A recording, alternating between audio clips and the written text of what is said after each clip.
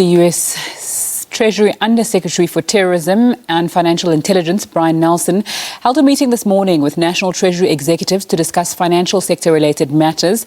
Nelson is the top principal responsible for economic sanctions, anti-money laundering and terror financing. Let's get more on this with SABC Anchor Nompu Siziba. The U.S. Treasury and our National Treasury are meeting today to discuss a number of financial sector-related issues. And of course, the relations between South Africa and the United States remain strong. And so now I'm joined by both the DG of National Treasury, that is Mr. Dondo Mokajane, and the U.S. Treasury Under Secretary for Terrorism and Financial Intelligence, Brian Nelson, just to discuss a few issues with them. Thank you very much, gentlemen, for joining us. Mr. Mokajane, I'll start with you first. Why are you having this meeting and what is the significance thereof? Thank you very much for having us. It's very important for us. We have got anti-money laundering efforts and anti-terrorism efforts that we must talk about. This is a conversation that we had this morning. It was good in that we want to make sure that we are safe as a country. We want to make sure that financial crimes are identified and dealt with. And this morning we had an opportunity to talk, exchange views, exchange notes, and we had a good meeting. Mr. Nelson, thank you very much for joining us. Of course, we know and we heard that the United States imposed sanctions or some sort of a blacklist on 4 individuals in South Africa in relation to their activities with ISIS or terrorism.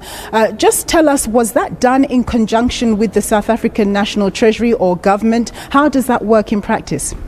Yes, that's exactly right. And again, I want to thank my colleague, the Director General, for having us. We had a very productive conversation this morning. To your question about the sanctions, we did just 2 weeks ago announce sanctions against 4 South African individuals associated with financing terrorism, ISIS group, and that action was taken in conjunction with our partners here in South Africa. And one of the things we want to do here today is to really focus on ways that we can continue and grow that partnership, strengthen the relationship as we work to counter the financing of terrorism that we're seeing not only in South Africa, but in the whole region. DG, just elaborating on that particular issue, from a practical perspective, how does South Africa help a nation like the United States enforce those sanctions against those individuals? Look, we have various protocols that we agreed upon in the past, various fora that we engage.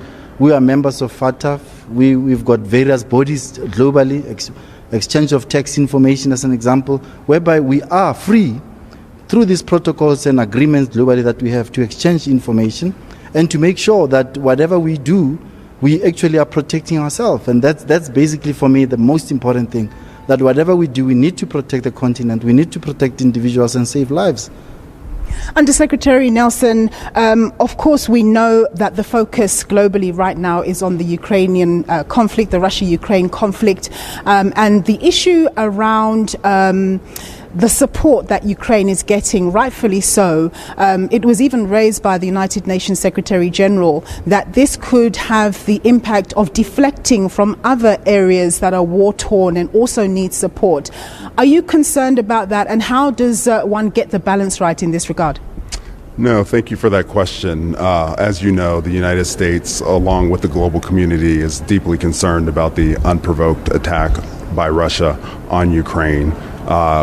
The United States, in conjunction with our allies and partners, have taken a number of strong economic measures, financial sanctions, export control restrictions in order to ensure that Russia feels significant economic pain immediately, and we degrade the ability of President Putin and his cronies to be able to do this in the future going forward, to promote international stability.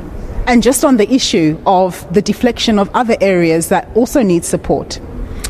Well, I think as visible by my visit today, we need to do a lot of things all at once. Russia-Ukraine is obviously very important. This conversation and these meetings today are very important about countering the financing of terrorism, as well as just all of the work that South Africa is doing to fight corruption, and the United States wants to join in that work. And I think that we see that all over the world. We are focused on a number of issues, and we believe we have the capacity with partners to address them all. One last thing, just sticking with you, I just wanted to ask you about the issue of the fact that the United States did impose sanctions or blacklist on the Gupta family for their engagement in corruption here in South Africa. What happens when it's found that an American company has also been doing illicit and dodgy things in the country? Are they open to some sort of sanction as well? Yeah, so under our sanctions, U.S. persons, U.S. companies, whether they're operating in the United States or anywhere in the world, are prohibited from providing material support or otherwise engaging with a sanctioned actor. Okay.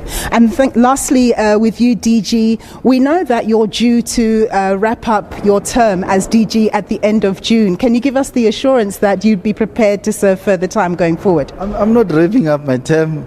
All I know is that there's a contract that I signed. It's coming to an end on the 7th of June, 2022. I'm in discussion with the Minister of Finance with possible further extensions, and obviously we are open to conversations. And yeah, as I said, this is an important work that we do here and with the colleagues, and we should continue doing it.